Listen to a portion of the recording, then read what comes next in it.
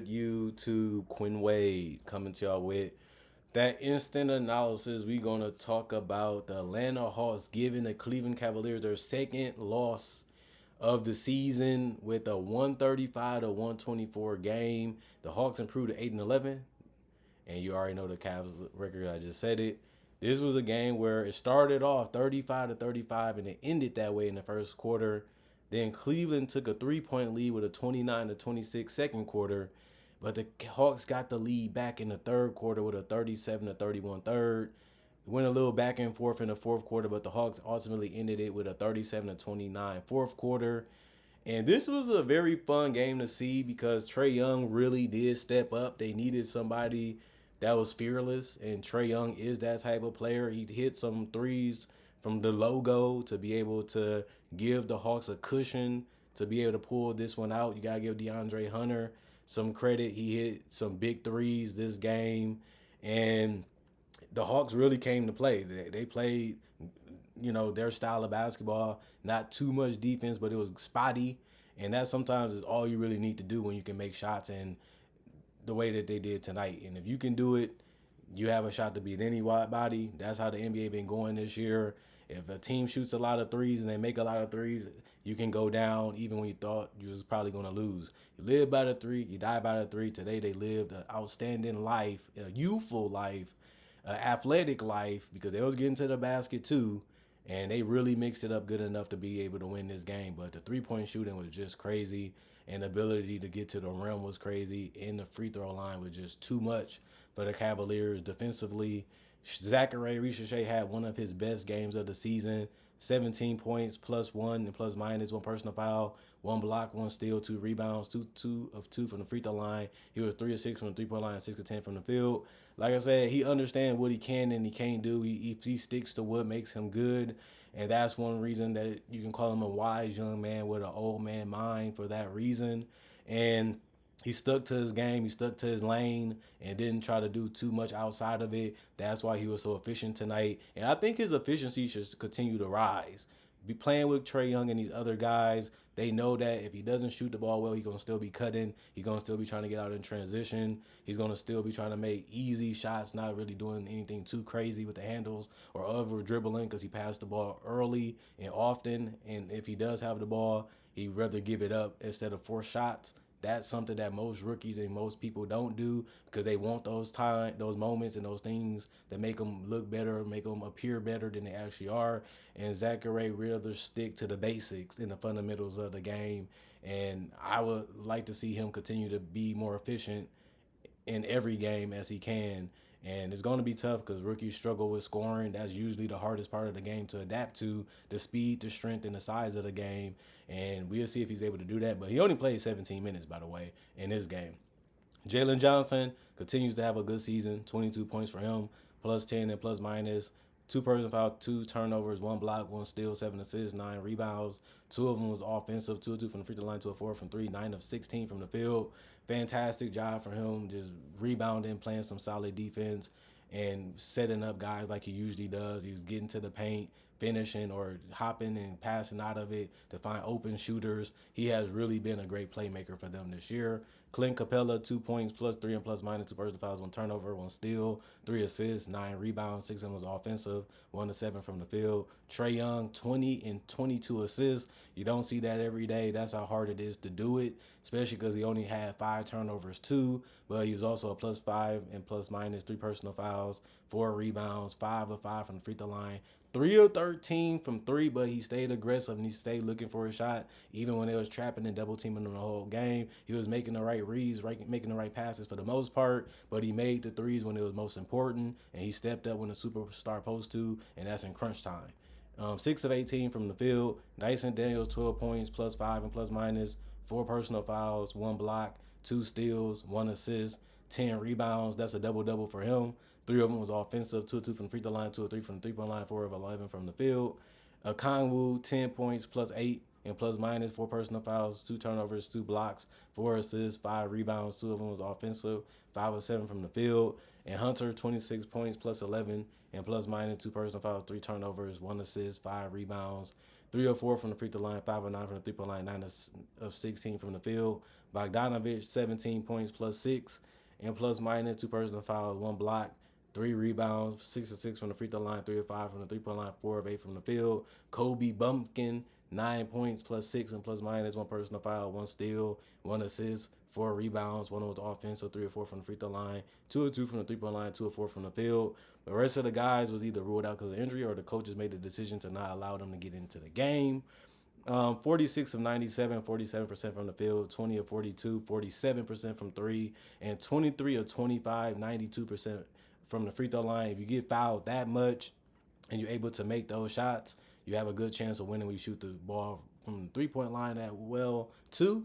51 rebounds, 39 assists, which is crazy. You don't really see that much assists for a team. 6 steals, 6 blocks, 13 turnovers, 21 personal fouls.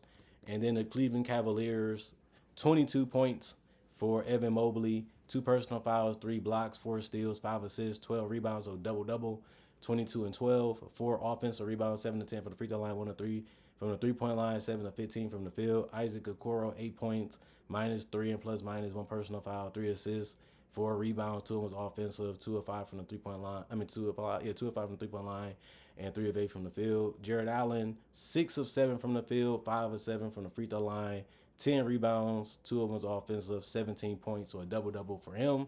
1 assist, 1 steal, 1 turnover, 2 personal fouls, minus 12 and plus minus. Darius Garland really had a decent game for him too. 19 points, minus 14 and plus minus, 3 personal fouls, 1 turnover, 1 steal, 7 assists, 2 rebounds, 1 of them was offensive, 3 of 3 from the free throw line, 2 of 7 from 3, 7 of 14 from the field.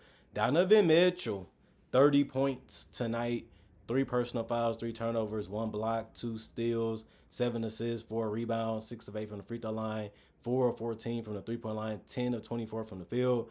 He didn't have it going tonight. He just continued to be aggressive, even though he wasn't hitting the shots at a high clip efficiency-wise, especially from 3.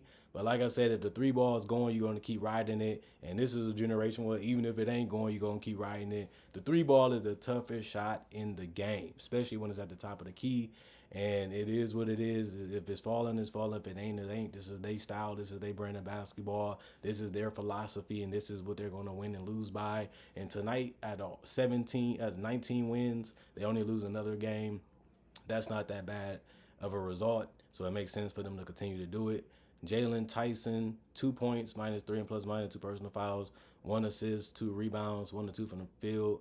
Niang, 8 points, minus 2 and plus minus, 3 personal fouls, 3 turnovers, 1 assist, 8 rebounds, 2 of them was offensive, 2 of 7 from the 3-point line, 3 of 8 from the field. Ty Jerome was 3 of 8 from the field, 2 of 5 from 3, hit a nice 3 in the fourth quarter, but it didn't really result to much because they ended up not changing the result.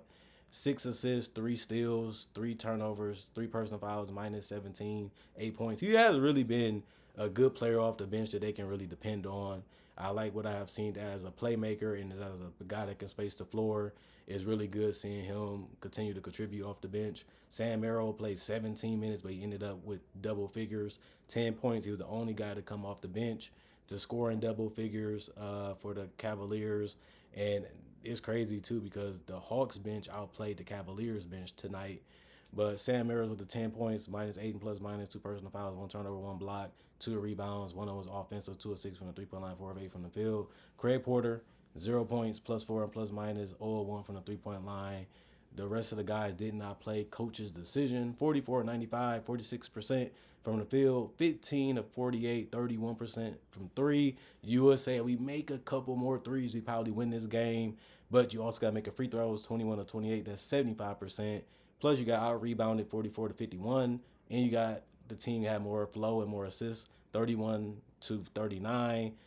Cavs did get 11 steals, and they also got 5 blocks, 12 turnovers, 21 personal fouls. For the most part, both teams took decent care of the basketball, and they played a game that was really heads up and basically contributed to the beautifulness of basketball when you're moving the ball and you're flowing with the ball and being able to make some tough shots here and there. And that's what the game basically has become. We're only going to rely on isolation closer to the 16 seconds and below. Other than that, we're trying to find a way to screen and get guys open and get guys space to be able to shoot the threes or being able to attack off the dribble and put the ball on the floor and get to the free throw line or get a layup to go, or they swing the ball around a little bit. But this team is a little different, just like the Hawks. They got guys that can shoot from further distance, and they have guys at the guard position that can handle and create their own shot, but also not need screens. They can reject screens and still find ways to get to the floater range and still find ways to get to the pull-up game if they want it. It ain't as popular as it was in 2010. It seemed like 2010, they was more comfortable hitting the mid-ranges. They was more willing to take mid-ranges compared to now. They want to just kick it back out, restart the offense again, even if it's kind of late in the shot clock. Back 10 years ago, they would love to take the mid-range. They would love to take the pull-up. They wouldn't even try to do floaters really at that time. And some guys that were superstars were to take advantage of that, running me off the ball. Well, you're going to run me off the three-point line, I just get another shot that I like. But since guys are not really taking those shots as much, you always see teams get a little stuck, or you see they don't know what to do because they're not really taking the best shot available. They're just taking the shot that they think is the best shot available, or they're just passing it up completely, and now it's just a scramble to do all this stuff to be able to score, and that just makes more pressure on you to take a tough shot because you're taking so much to take that shot that it ends up making a cumbersome type of offense. And it's really funny to see teams overthinking. Do I really want to take the mid-range, or do I want to take the three with a pull-up? And I might just have to shoot it over two people if you get trapped like Trae Young, or I might just take it from the logo instead of taking the mid-range. It's funny how disrespected the mid-range game is in today's NBA.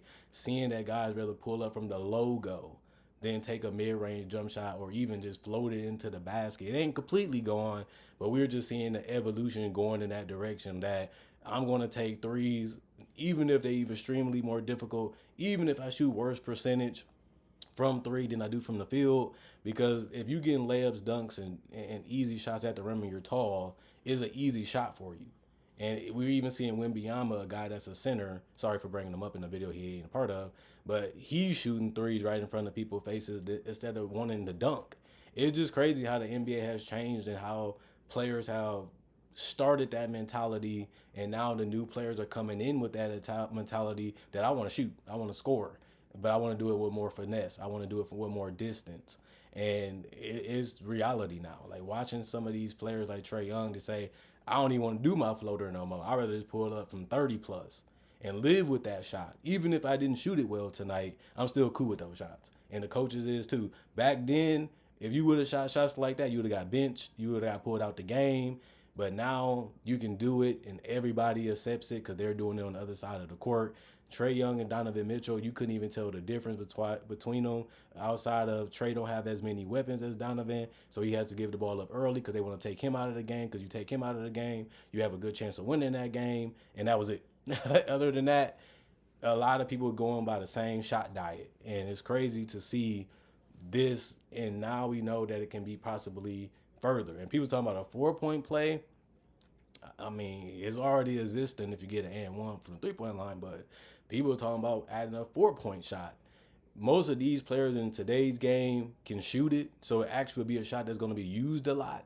But man, like the game has really changed, and we have to love it and accept it for what it is if we're going to continue to watch.